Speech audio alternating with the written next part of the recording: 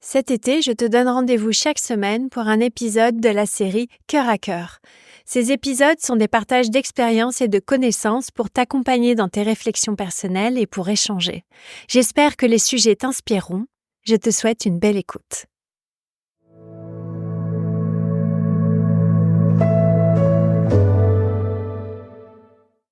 Bienvenue dans cette nouvelle capsule de partage de Cœur à cœur. Aujourd'hui, on va parler d'un sujet que j'adore, qui est l'interconnexion entre toutes choses. Dans l'épisode précédent, j'étais un peu expliqué pourquoi tout est déjà là, pourquoi partir de toi, et à partir de toi, comment te connecter à ce qui t'entoure et être créatrice et créateur de partage et de changement. J'aimerais aller plus loin aujourd'hui en te parlant du yin-yang. On pense souvent que ce sont deux choses distinctes, ou parfois on a une conscience que ce sont deux énergies plus ou moins connectées, mais on ne sait pas trop comment. Alors cet épisode n'est pas du tout un cours de taoïsme. Si c'est un sujet qui t'intéresse, je t'invite vraiment à aller contacter des personnes qui sont expertes dans le sujet ou en tout cas qui baignent dans le taoïsme. En échange par exemple avec Coralie qui est praticienne de shiatsu dans l'épisode 11 de ce podcast sur le shiatsu et la conscience de l'instant présent, qui est un échange absolument passionnant. Notamment on parle de Wu Wei, on parle de pleine conscience. Donc n'hésite vraiment pas à te tourner vers des personnes expertes en taoïsme. De mon côté, je vais plutôt te partager mon vécu, mon expérience et ce qui est issu également des formations que j'ai suivies et aussi que je partage. Mais revenons-en à nos énergies, un sujet que j'adore. Le Dao est la source de toute chose, tout naît du Dao. Le Dao a donné naissance à deux énergies pour harmoniser le monde, le yin et le yang, mais plus particulièrement au yin-yang, donc yin-d'union yang. Dans nos sociétés européennes, on a eu tendance à caricaturer ces deux énergies pour que ça rentre bien dans nos petites boîtes d'occidentaux, le masculin, le féminin, le chaud, le froid, l'action, l'inaction. Mais en fait, ces énergies, elles sont beaucoup plus subtiles que ça. Je t'emmène avec moi. Le yin, c'est le côté ombragé de la montagne, celui où tu vas trouver refuge après une longue randonnée d'été au soleil où tu as eu très chaud. C'est l'arbre sous lequel tu vas te réfugier pour avoir un peu de fraîcheur. Mais c'est aussi le versant de la montagne dans lequel tu peux être gelé en hiver si tu n'as pas un rayon de soleil pour te réchauffer. Le yang, c'est le versant de la montagne sur lequel tu vas aller pour te réchauffer dans les premières journées de printemps, pour savourer ces premiers rayons de soleil après la nuit longue de l'hiver. Mais c'est aussi le côté où tu peux avoir très chaud et souffrir en plein été si tu n'as pas un espace pour t'abriter. Aussi, ces deux énergies sont interdépendantes. Elles se régulent l'une l'autre. La lumière qui revient après le solstice d'hiver et ses longues nuits, la fraîcheur du soir à la fin de la saison de l'été qui vient calmer la chaleur de la journée, tout se régule, tout échange en fait, tout vient créer un espace dans lequel on cohabite de la meilleure façon possible. Et tout est yin et yang. La lune, le soleil, la terre, toi, moi, on est yin et yang. On n'est pas plus l'un que l'autre de naissance. En fait, on va avoir par contre, selon la saison, selon le moment de la journée, selon notre étape de vie, on va avoir une énergie qui va être plus ou moins forte pour nous porter et pour créer cet espace harmonieux. Mais il n'y a pas un seul être vivant qui soit que yin ou un seul être vivant qui soit que yang. Et par exemple, si je prends la mer, l'eau, en fait, tu peux avoir cette douceur de la mer quand tu vas mettre les pieds dans l'eau avec les vagues qui viennent te caresser. Souvent, on va dire que l'eau est yin parce que l'eau est reliée au féminin, à cette capacité à s'adapter au contenant. Mais si tu regardes une bonne vague en pleine mer ou un tsunami, tu peux comprendre que l'eau est aussi très yang en fait. Elle a ces deux versants. Et c'est pas un aspect yin doux et un aspect yin guerrière comme parfois on veut nous le vendre. C'est tout simplement que l'eau est yin et yang comme toute chose en ce monde. Et on oublie que pour les relations humaines, c'est exactement la même chose. En fait, si je suis en résistance avec toi, tu ne vas pas pouvoir te connecter à ce que je traverse et à ce que je vis, et donc tu vas pas forcément pouvoir suivre mon énergie à ce moment-là et t'y adapter et interagir avec moi. Mais si tu m'écoutes et si je t'écoute, en fait, on va pouvoir progressivement, moi, partager ce que je traverse, toi, venir à ma rencontre et créer cet échange et cette interconnexion que moi, j'appelle l'humanité. Le problème, c'est que souvent, lorsqu'on traverse des émotions, surtout assez fortes ou sur certains sujets, on va avoir un jeu de l'ego qui va se mettre en place et l'ego, en fait, va nous amener à nous battre pour des frontières invisibles, va nous amener, enfin, quand je dis des frontières invisibles, c'est-à-dire des choses qui nous limitent, qui nous délimiteraient toi et moi ou moi et mon environnement. L'ego va aussi parfois nous amener à vouloir avoir raison, à défendre notre point de vue et donc à être en résistance et à nous battre parfois aussi pour des choses sans importance. Tu sais, ces discussions dont on ressort parfois en se disant mais en fait, c'était pas grave.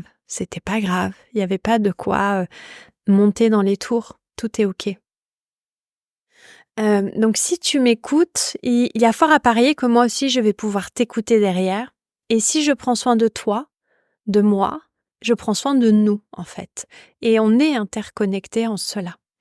Les personnes qui viennent à mes sessions de formation ou à mes retraites, en fait, elles viennent pour se connecter à moi et aux personnes présentes pendant la durée de la session. Si inconsciemment je ne suis pas présente ou si une autre personne inconsciemment ou consciemment n'est pas présente dans le cercle à cet instant-là, cette connexion qui doit se faire ne va pas se faire ou va se faire comme elle peut en fait. C'est-à-dire que les harmonies les énergies vont s'harmoniser comme elles le peuvent. Et on va du coup se perdre parfois aussi dans des attentes. C'est-à-dire que on vient avec une attente précise, un besoin précis, et tant qu'on n'obtient pas ce que l'on veut, en fait, on n'est pas satisfait. Et tant qu'il n'y a pas cette satisfaction, ou tant qu'on ne se déleste pas de ce besoin, qui a peut-être justesse à être là à ce moment-là, mais pas avec cette intensité, et bien tant que ce besoin est là, très présent, tant qu'on est dans cette œillère de vouloir à tout prix une expérience ou quelque chose, on se ferme à tout le reste. On pose ses œillères et on n'est plus capable de connecter avec l'autre parce qu'on a un seul objectif, la satisfaction immédiate par rapport à un besoin ou à quelque chose que l'on souhaite obtenir maintenant, que tu es venu ou que je suis venue chercher. Donc je peux choisir consciemment, et toi aussi, de me connecter ou non à quelqu'un, pour plein de raisons. Mais dans tous les cas, en fait, si j'oublie ma connexion à cet instant présent, si tu oublies d'être là avec moi, l'harmonie ne pourra pas se faire entre nous. Parce que tu ou je ne serai pas là à cet instant. Ça me rappelle une expérience que j'avais eue lors d'une balade à cheval il y a quelques années, 2015 ou 2016. On m'a offert pour mon anniversaire une balade à cheval en forêt. J'étais très contente parce que ça faisait très longtemps que j'avais pas pu monter à cheval. Et en fait, quelques jours avant, je me suis fait une fracture de la métatarse au pied. Et donc, je me suis rendu compte que à cheval, ça faisait mal. Et j'avais tendance à être un peu crispée. Outre le fait que j'en avais pas fait depuis longtemps. Et donc, j'étais sur le cheval qui était adorable au demeurant. Et la personne qui nous accompagnait, à qui je n'avais pas dit que j'avais une fracture de la métatarse, parce que je voulais pas la paniquer pour le temps de la balade, me dit, bah vas-y, pars au galop. En fait, comme j'étais contractée et en résistance, je me suis retrouvée ballottée sur le cheval, complètement à subir le trot du cheval, ce qui fait assez mal au derrière et aux cuisses. Si tu l'as déjà vécu, tu vois très bien de quoi je parle. Je me retrouvais vraiment ballottée avec le cheval. Et en fait, d'un seul coup, je me suis dit, mais non, ça va pas. J'ai pris une longue inspire et j'ai laissé faire. J'ai lâché autant de résistance que je le pouvais à cet instant avec la douleur que j'avais. J'ai écouté le souffle du cheval, vraiment, et j'ai essayé de me mettre à son rythme. Et là, d'un seul coup, c'est pas qu'on a fait plus qu'un, parce que je ne suis pas une cavalière experte, mais j'ai senti qu'il y avait un rythme entre nous, une harmonie qui se créait. Et tu vois, cette interconnexion dont je te parle aujourd'hui dans cet épisode, c'est ça. C'est à un moment de créer ce flot harmonieux où, au lieu d'être en résistance et chacun à son rythme alors qu'on va dans la même direction, qu'on est sur la même planète au même moment, on trouve cet espace dans lequel on peut communier et on peut se déplacer et on peut vivre en fait cette expérience de la manière la plus sereine possible, en étant le moins ballotté possible. Et cette présence de l'instant présent, cette qualité de présence à ce dont tu as besoin, à ce que je suis en mesure de t'apporter en retour, et inversement, en fait, c'est notre humanité. C'est ce qui va créer à cet instant, ce cheval, je lui ai demandé de se mettre à courir. Il s'est mis à courir, il a répondu à mon besoin, et moi, en face, le premier réflexe que j'ai eu, ça a été de me crisper. Et en fait, dès l'instant, je me suis dit, qu'est-ce que je peux faire en fait pour accompagner ce trot? Et ben là, tout s'est mis en place naturellement. Donc le yin-yang, en fait, ça peut jouer vraiment un rôle harmonisant seulement si on prend le temps d'observer et de s'activer à l'instant juste. Et ça nous demande une pleine présence.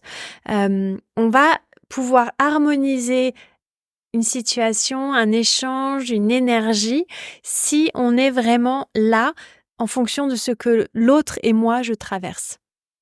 Donc il ne s'agirait pas par exemple de rallonger les journées en automne et de réveiller trop tôt la nature qui vient juste de s'endormir.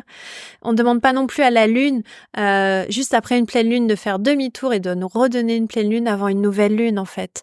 Il s'agit de respecter un rythme naturel, de ne pas oublier que toi et moi, on est interconnectés.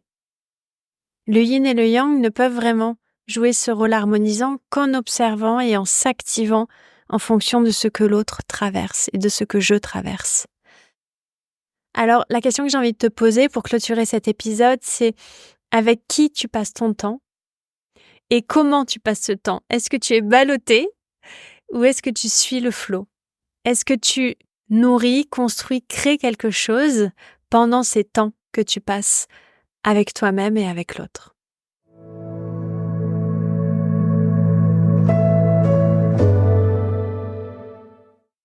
Merci beaucoup pour ton écoute. Je suis très heureuse que tu aies écouté ce partage de cœur à cœur jusqu'au bout.